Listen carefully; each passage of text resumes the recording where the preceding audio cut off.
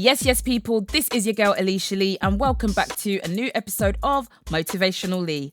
On this week's episode, we are going to be talking about what is motivation.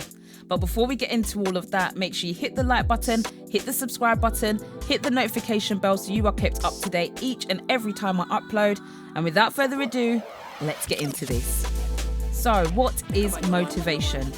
Here at Motivational Lee, you know that we are big on mental health and well-being, inspiring others and achieving our goals. Some people will say that you don't actually need motivation to get things done, and I totally understand and hear that.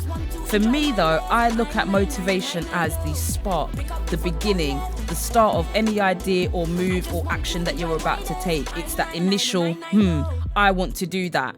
Having motivation pushes you, it drives you, it reminds you why you're doing what you are doing. So it's important to know why you are motivated and also what motivation includes.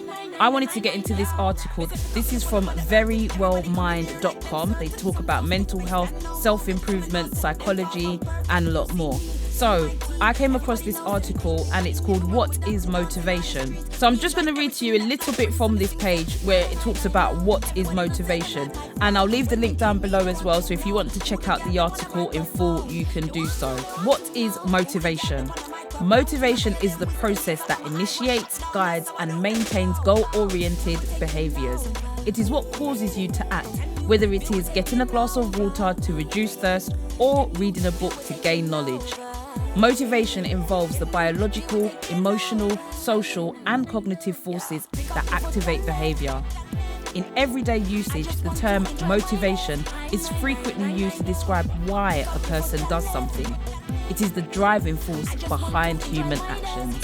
So with that being said, motivation is the drive, the reason. For me, like I said, it's the spark. Why do I want to do this? What is it about doing this that is going to get results and push me to where I need to be? And that leads me to the different types of motivation. We're going to be getting into those in our next few episodes. So there are types of motivation. These are just two to name a few. I'm sure there are many more, but the ones we're going to be focusing on over the next couple of weeks are extrinsic motivations and intrinsic motivations.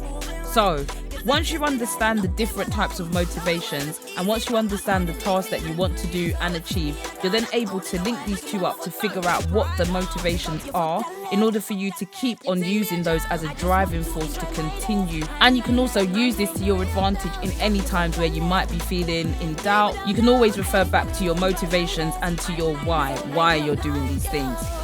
So as we continue in the article, it does detail uses. So it says there are different uses for motivation. It serves as a guiding force for all human behaviour. They've also given some examples of motivation. It can help people take action. It can encourage people to engage in health-orientated behaviours, help people avoid unhealthy or maladaptive behaviours such as risk-taking and addiction, and it helps people feel more in control of their lives.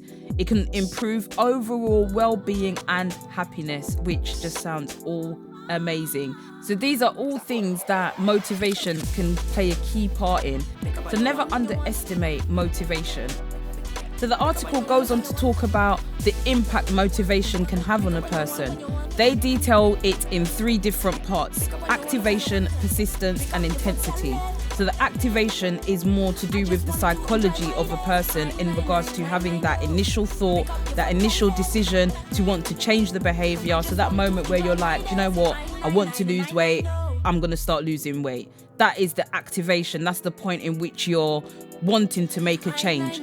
But with that also will come persistence. So once you've made that decision, you have to become persistent in it. So then you would need to detail what you need to do, start doing your run, start doing exercise more often, and make sure that you're putting in enough time into that in order for you to start seeing results.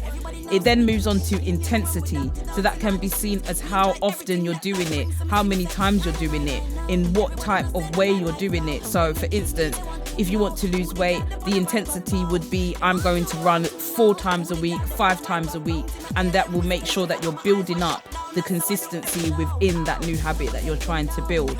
So motivation does start with the activation, you having that thought and that idea, and the impact of you being motivated to do something or to change something will lead to activation, persistence, and intensity. All of those components combined will lead you to your goal either faster or sooner, depending on how deep you look into each of those things. They've also given an example here. It says the degree of each of these components of motivation can impact whether you achieve your goal or not. Strong activation, for example, means that you are more likely to start pursuing a goal. Persistence and intensity will determine if you keep working toward that goal and how much effort you devote to reaching it. So I think that lets us know that yes, it's great to be motivated. It's good to have that, but we also, and this is something we always say on Motivationally, it's all good to have that, but we also have to put the action behind it, make sure that we're aligning ourselves in order for us to really reach our goals. But that's all I wanted to get into so far in regards to motivation for this week. In next week's episode, we're going to be delving a bit more into the different types of motivation, kicking off with extrinsic motivation. And we'll be going a bit more into what that is next week, so don't worry about it. If you want to Google in advance, if you've never heard of that and you're not too sure what that is, feel free. And also this article does give you details in regards to the different ones we'll be covering. So I'll leave the link to the verywellmind.com article down below, all about what is motivation.